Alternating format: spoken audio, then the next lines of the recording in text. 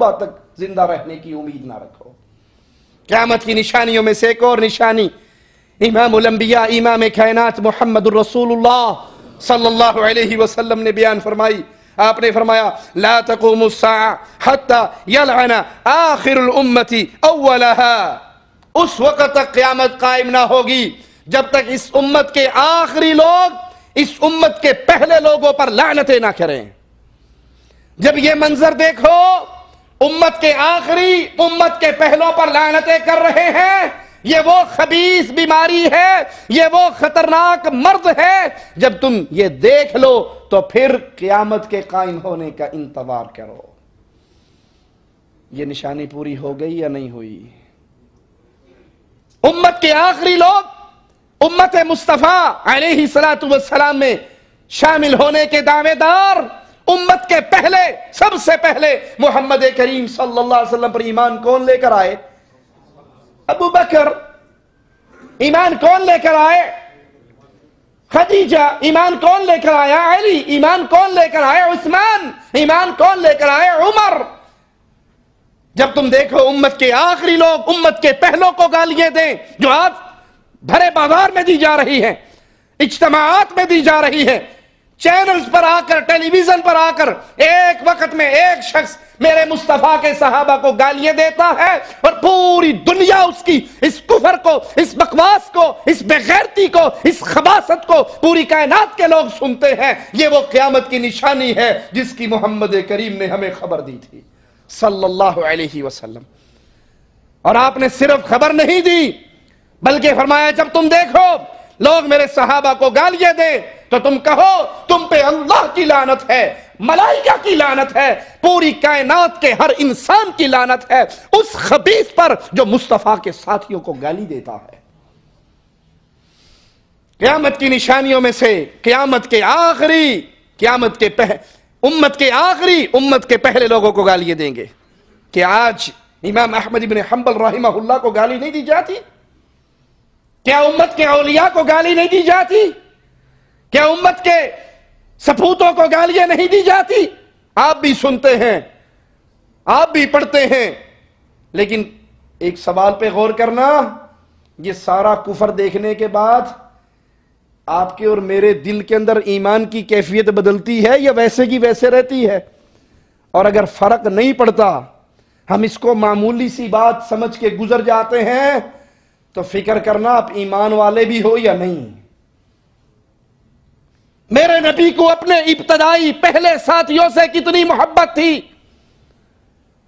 صدیق اکبر آتے ہیں، یا رسول اللہ صلی اللہ علیہ وسلم، میرا بھائی عمر مجھ سے ناراض ہو گیا، میں نے معافی مانگی، مجھے معاف نہیں کر رہا، آپ ہماری صلح کروا دیں، مجھے معافی دلوا دیں۔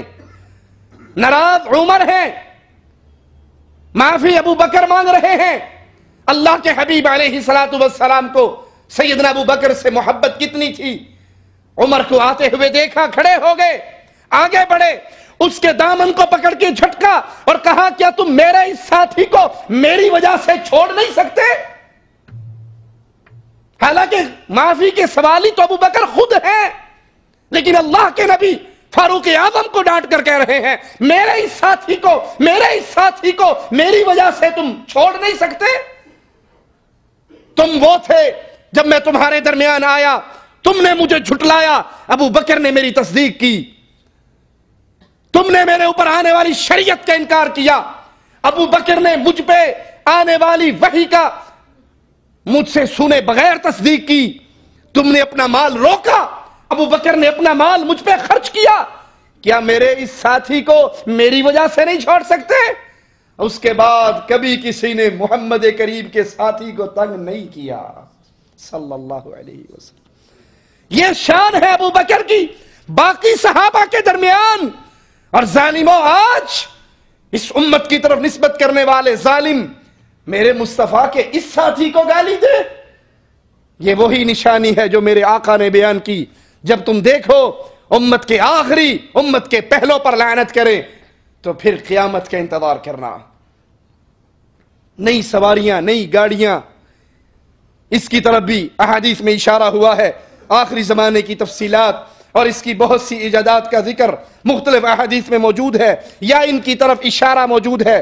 مسند احمد میں ہے، رسول اللہ صلی اللہ علیہ وسلم نے فرمایا سَيَكُونُ فِي آخِرِ أُمَّتِي رِجَالٌ يَرْكَبُونَ عَلَى سُرُوجٍ كَأَشْبَاهِ الرِّحَالِ يَنزِلُونَ عَلَى أَبْوَابِ الْمَسَاجِدِ نِسَاؤُهُمْ كَاسِيَاتٌ عَارِيَاتٌ۔ میری امت کے آخری زمانے میں کچھ ایسے لوگ ہوں گے جو ایسے زینوں پر بیٹھیں گے جو سواریوں کی مانند ہوں گے اور وہ مساجد کے دروازوں پر اتریں گے۔ کچھ علماء اس حدیث سے استدلال کرتے ہوئے کہتے ہیں اس سے مراد آج کل کی ایجادات اور گاڑیاں ہیں۔ نماز پڑھنے بھی لوگ آتے ہیں تو سواریوں پر، کاروں پر، گاڑیوں پر، اور وہ مسجد کے دروازوں پہ آ کر رکتی ہے۔ حدیث کا اگلا جملہ کیا ہے؟ نساؤہم کاسیات عاریات، ان کی عورتیں کپڑے پہننے کے باوجود ننگی ہوں گی۔ یہ دونوں نشانیاں ہمارے اس دور میں پوری ہو چکی ہیں۔ اللہ محفوظ فرمائے تو فرمائے، وگرنہ دین کی طرف نسبت کرنے والوں کی عورتوں کا یہ حال ہے، عام دنیا کی عورتوں کا کیا کہنا۔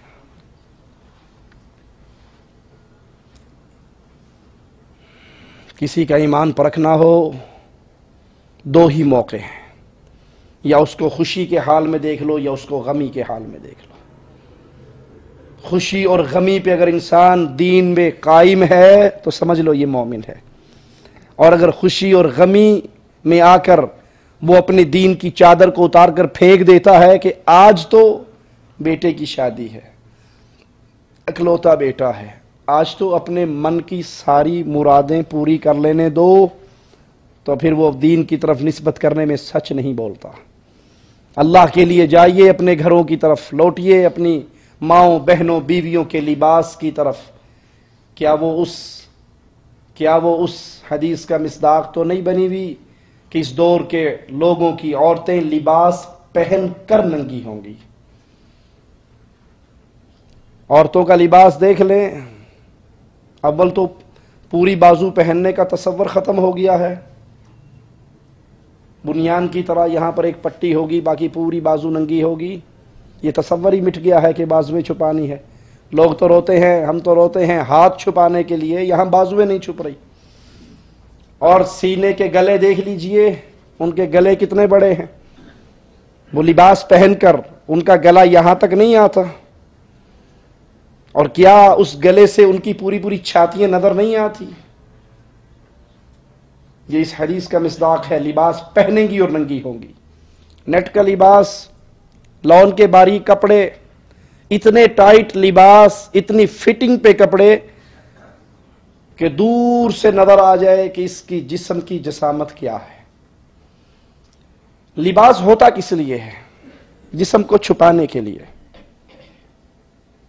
اور جب لباس ایسا پہنا جائے کہ جسم کا ایک ایک انگ نظر آئے تو وہ لباس پہن کر بھی ننگی ہے۔ اندر کا لباس ہوتا ہے جسم کو چھپانے کے لیے، باہر کا برقع ہوتا ہے اندر کی زینت کو چھپانے کے لیے۔ ہمارے ہاں دونوں کا معاملہ الٹ ہو گیا ہے۔ اندر کا لباس مختصر، بازویں غائب، چھاتیاں بڑی، گلے بڑے بڑے، شلواریں ٹخنے سے ایک بالشت یا 4 انگلی اونچی، وہ ہونی عبداللہ کی، عبد الرحمن کی چاہیے تھی، اور وہ ہو بی بی صاحبہ کی گئی ہے۔ یہ رونے کا مقام ہے، رب محمد کی قسم ہمارے گھروں کی یہ حالت ہو چکی ہے۔ اس کے پجامے اتنے ٹائٹ، اس کی قمیض کا فیشن کہ پہلے دور میں قمیض گھٹنوں تک آتی تھی، اب ران تک آتی ہے، اس کا پورا جسم نظر آتا ہے۔ یہ لباس پہن کر ننگی ہے۔ اس لباس، اندر کے لباس کو چھپانے کے لیے برقعے کی ضرورت ہے، باہر کی بڑی چادر کی ضرورت ہے۔ لیکن افسوس، لوگوں کو زنا کی دعوت دینے والی یہ عورتیں، لوگوں کی طرف مائل ہونے والی، ان کو اپنی طرف مائل کرنے والی۔ جہاں عورتیں مجرم ہیں، یاد کرنا مرد اس سے بڑا مجرم ہے، چھوٹا مجرم نہیں ہے، جو اپنی عورت کو یہ لباس پہننے کی اجازت دیتا ہے، لا کر دیتا ہے۔ آپ دیکھ لیجئے مارکیٹ میں برقعے آج کل کس طرح کے آ رہے ہیں۔ اندر کا سوٹ 200 روپے کا، 250 روپے کا، 500 روپے کا، اور جس چادر سے وہ سوٹ چھپانا تھا اس پہ ستارے کا کام، موتیوں کا کام، شیشے کا کام، نگینے کا کام. وہ جو برقع ہے وہ 1000 روپے کا ہے. اس برقعے کا مقصد کیا تھا؟ جسم چھپانا. اور یہ برقع ایسا فتنہ بن چکا ہے، ایسا فتنہ بن چکا ہے کہ اس برقعے کو پہننے کے بعد 60 سالہ بابا بھی اگر نظر ڈال دے تو اس کی نظر فوراً نیچے نہیں ہوتی ہے. یہ مسلمان کی بیٹی ہے، یہ مسلمان کی بیوی ہے، یہ مسلمان کی بہن ہے. برقع ایسا ہونا چاہیے کہ نظر پڑے تو اپنے آپ جھک جائے، پھر ساڑھے کم دی نہیں. اور جب نظر پڑتے نظر ٹک جائے اس کے ڈریس پہ، اس کے لباس پہ، اس کی زینت پہ، اس کے نقاب پہ لگے ہوئے موتیوں پہ، تو سمجھ لینا چاہیے کہ یہ کسی دیوس کی بہن ہے، کسی دیوس کی بیوی ہے، کسی دیوس کی بیٹی ہے. میں آپ کو مثال دیتا ہوں پردہ کیسا ہونا چاہیے. ہمارے استاد حافظ عبداللہ بہاولپوری رحمۃ اللہ علیہ وہ سادہ برقعے کے قائل تھے، بڑی شدت کے ساتھ. سادہ برقع آپ نے انڈیا پاکستان والوں نے دیکھا ہوگا، ٹوپی برقع جو ہوتا ہے جس کی آنکھوں کے آگے سوراخ ہوتے ہیں اور باقی وہ کھلا لباس ہوتا ہے. تو حافظ آپ ملتان سے بہاولپور آ رہے، ان کی چھوٹی بیٹی نے وہ سادہ برقع پہنا ہوا، اور بڑے بیٹے کی بیوی نے جو عمر میں بڑی ہے اس نے وہ کالا فیشنی برقع جو ہے بازوؤں والا وہ پہنا ہوا.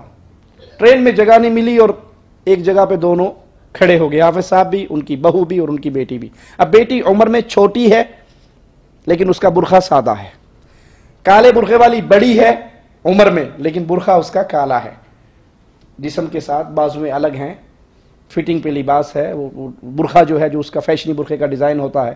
ایک بابا سیٹ پہ بیٹھا ہوا تھا، وہ تھوڑی دیر دیکھتا رہا، اس نے دیکھا پورے ڈبے میں کوئی سیٹ خالی نہیں ہے، کھڑا ہوا.